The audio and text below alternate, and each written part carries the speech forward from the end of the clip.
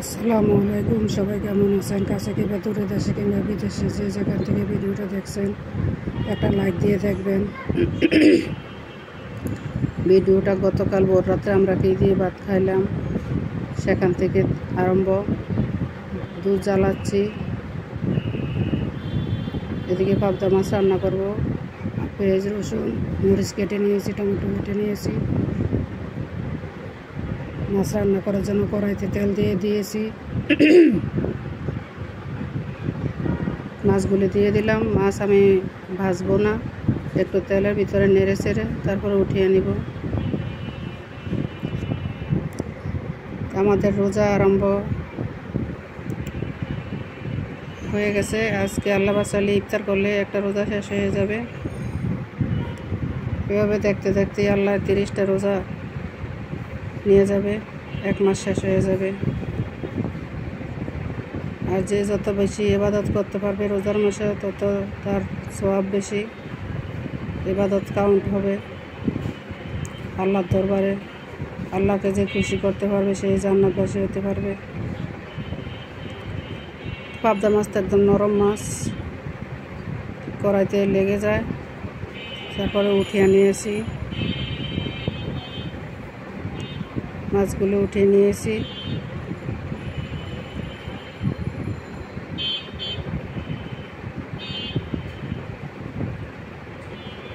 পাবদা মাছ টমেটো দিয়ে বোনা করছি।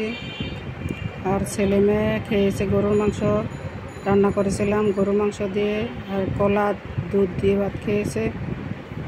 তো খাওয়া তো আর ভোর রাত্রে খাওয়া দেখাই নাই,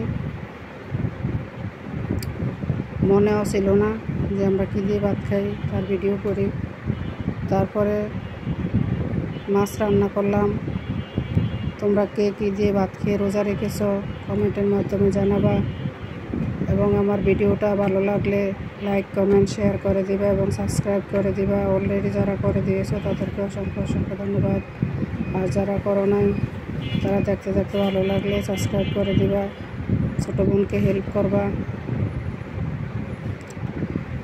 মাছগুলো উঠিয়ে ওই তেলের ভিতরে পেঁয়াজ, রসুন, কাঁচামরিচ দিয়ে দিলাম।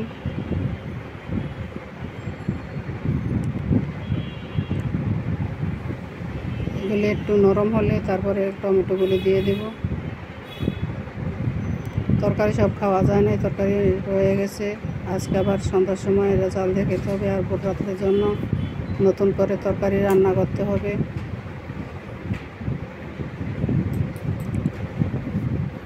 এই তো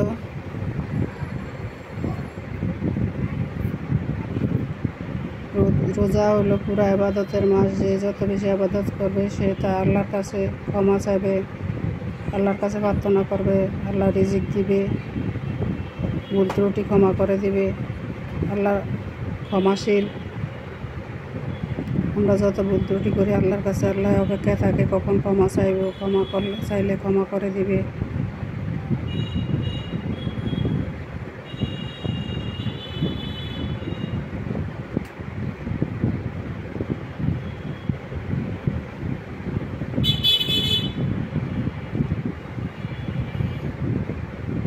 তো পেঁয়াজগুলি হয়ে গেছে, এখন টমেটোগুলি দিয়ে দিব।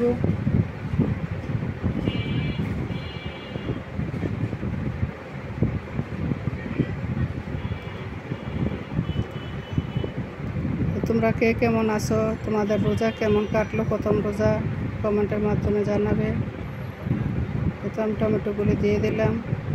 টমেটোগুলি দিয়ে সব মশলা যা যা লাগে, লবণ, হলুদ, ধনিয়া গুঁড়া সব দিয়ে একটু জল দিয়ে দিয়েছি যাতে মশলাটা কষা হয়। তারপরে বেশি করে একটু পানি দিলাম। মাছগুলিও দিয়ে দিলাম। মাছগুলি এত নরম, ভেঙে যাবে। বেশি নাড়াচাড়া করলে, বেশি নাড়াচাড়া করা যাবে না, হালকা হাতে।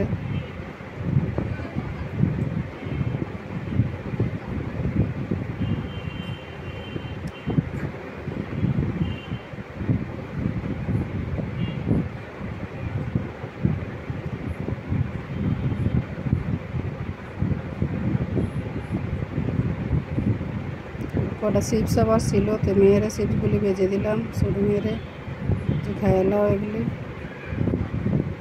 এখানে আমার তরকারি হচ্ছে।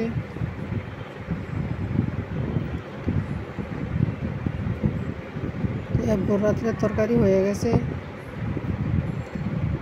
আজকের প্রিপারেশান ইফতারের জন্য ছোলা সিদ্ধ করেছি, সাথে আলু দিয়েছি, 2টা ছোটো ছোটো ডিম সিদ্ধ করে নিয়েছি। ডিম চপ বানাবো, বেসন গুলে নিয়েছি। তারপরে বেগুন কেটে নিয়েছি বেগুনের জন্য, পেঁয়াজের জন্য ডাল বেটে নিয়েছি। এই তো এগুলি দিয়ে ইফতার বানাবো। চুলাতে কড়াই বসিয়ে দিয়েছি, তেল দিয়ে দিতেছি।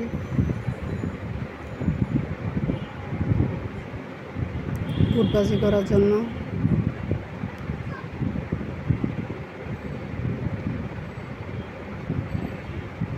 পেঁয়াজ দিয়ে দিলাম।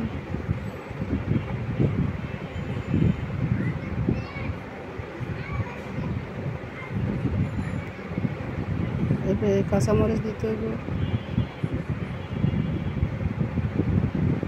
কাঁচামরিচ দিয়ে দিলাম। এখন আদা রসুন দেব।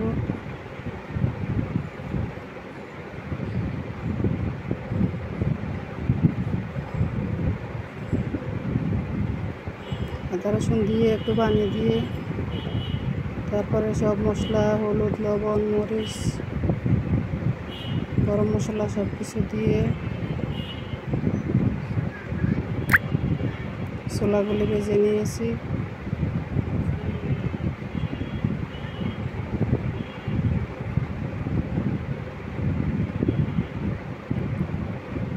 তোমরা কীভাবে ছোলা রান্না করো কমেন্টের মাধ্যমে জানাবা।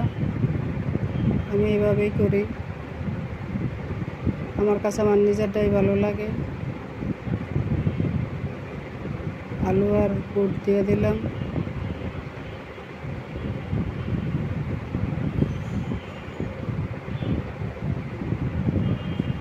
সিদ্ধ হলেই হয়ে যাবে। আর শীত গেছে, এখন গরম হয়ে গেছে, এখন ধনে পাতা আমার কাছে ভালো লাগে না, তো এই ধনে পাতা আর আনি না। আর একটু পানি দিয়ে দিলাম যাতে মশলার গন্ধটা না থাকে, আদা রসুনের কাঁচা গন্ধ।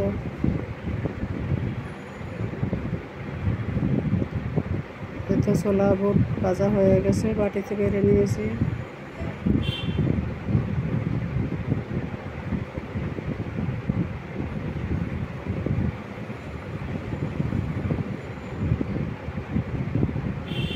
তারপর বুট ভাজা করা, তারপরে পেঁয়াজ ও বেগুনি বানানোর জন্য কড়াইতে তেল দিয়ে দিলাম।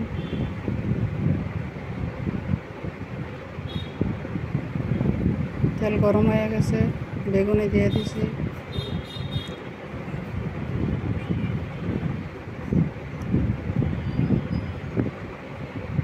আবার আল্লাহ বাঁচাইলে আবার যদি বাচ্চা থাকি তাহলে 1 বছর পরে আবার রোজা দেখতে পারবো। এবছর রোজা যাতে ঠিকঠাক মতো কাটাতে পারি, সবই আল্লাহর ইচ্ছা, আল্লাহ জানে সবগুলো রোজা রাখতে পারি কিনা। তো এইভাবে সবগুলি বেগুনি ভেজে নিয়েছি।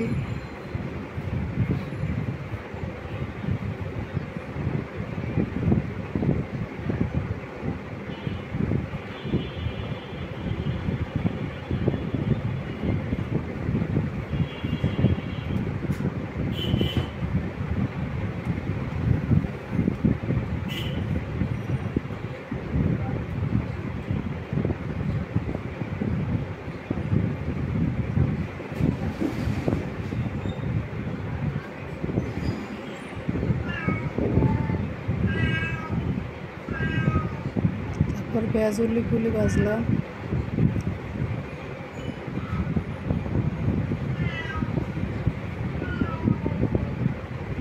যে আমার ডিমের চপ, বেগুনি, তারপরে পেঁয়াজও ভাজতে আছি। পেঁয়াজও হয়ে যাব। এখন ফলগুলি কেটে নিলাম।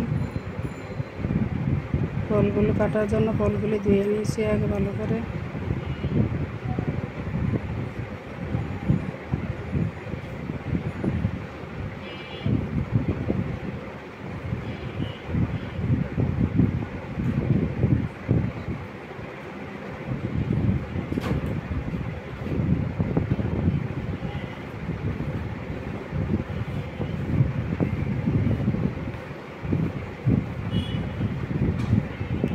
সব ফল কেটে নিয়েছি।